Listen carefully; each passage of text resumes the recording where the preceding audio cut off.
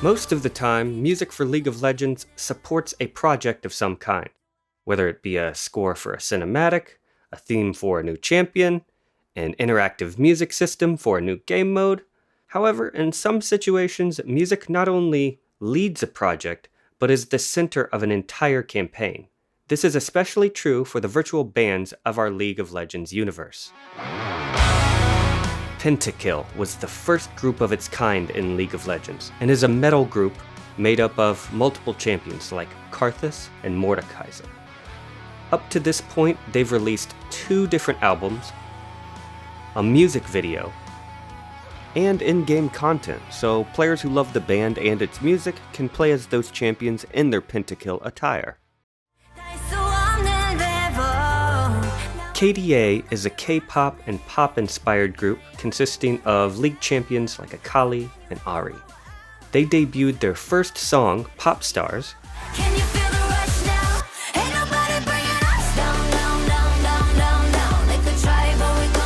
at the 2018 World Finals.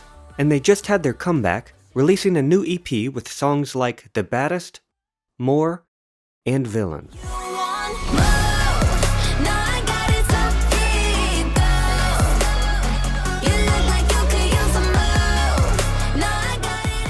Their songs have not only been resonant for our players, but also globally impactful, helping to introduce music fans to the world of League of Legends music. In 2019, during our World's Finals in Paris, which is a best-of-5 match between 2 of the best teams in the world, we had the opportunity to introduce a new group of artists. Too fast, I'm moving in slow-mo. I'm a god, but I actually don't know. Homie, better put your pride aside. My Benz get more like a Volvo. Your best stuff looks like my words. Synapses, fire, and burst. Got the whole crew with me, about to do damage. You know we ain't average. I ain't gonna say this again, but it's in my time. Their song Giants, which debuted at the opening ceremony, was a combination of elements found in hip-hop, electronic, and pop styles. The song weaved together a variety of elements from those styles, also the unique approach from each artist.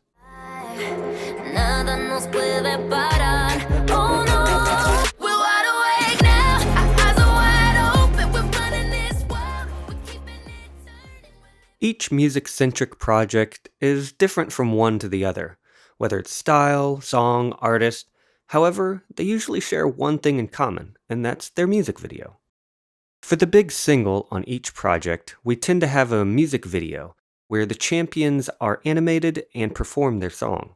These projects are usually very intense and can take anywhere between half a year to a full year or even more. And that's because there's a lot of different elements. You have songwriting, production, animation, artist records, and so much more. And although each project is unique, we would like to share a bit of the process behind the single Giants from True Damage. From a musical standpoint, the first place we begin is finding an instrumental that captures the vibe we're going for. I wrote a ton of different beats, and while they were all pretty decent, none of them felt exactly right.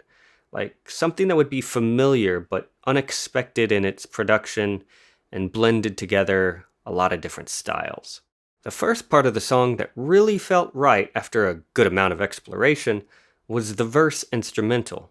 I had accidentally stumbled upon a low bass sound that provided a decent amount of momentum, and then I could accent that with a kick, a snare, and some other elements that are common to more modern hip-hop, using a faster tempo at 155 BPM, but accenting that halftime feel, so our snare's on 3. This is what that first idea sounded like.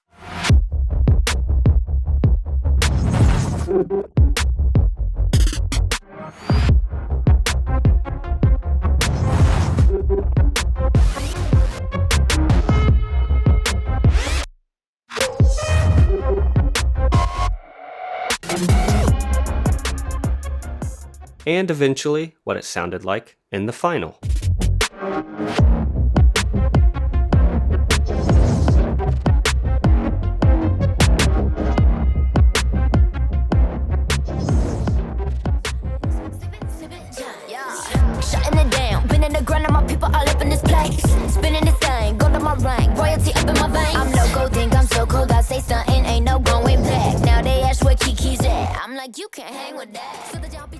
top line and melody was critically important to this song.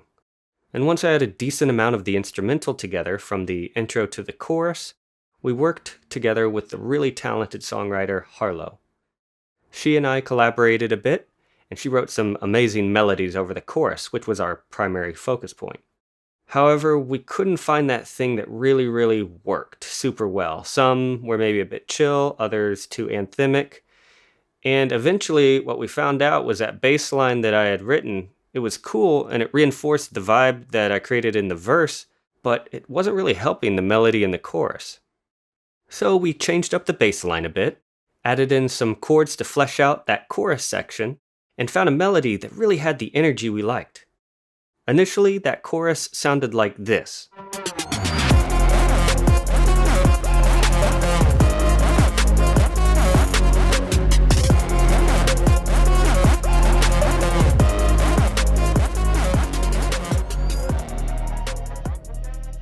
But through all of our explorations, it ended up sounding like this in the final.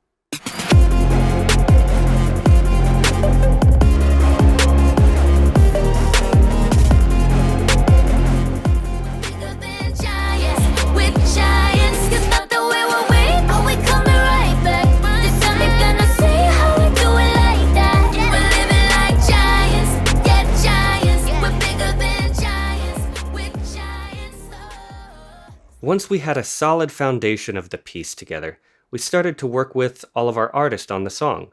They brought some absolutely crucial and electric performances that stamped the piece with its own unique sonic identity.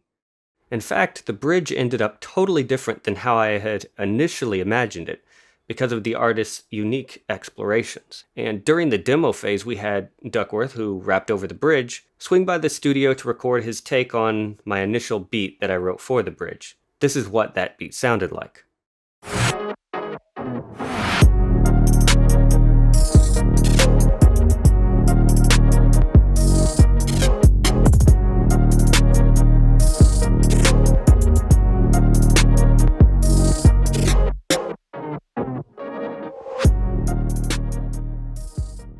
However, what he ended up recording was so good and had so much energy and drive behind it that I felt like the beat was perhaps a bit too chill, and I decided I needed to rewrite the whole beat to match his energy. I changed the intro to just his vocals, changed up the bass sound a bit, and a few other things to capture that magic that he brought. This is what that final bridge section sounded like.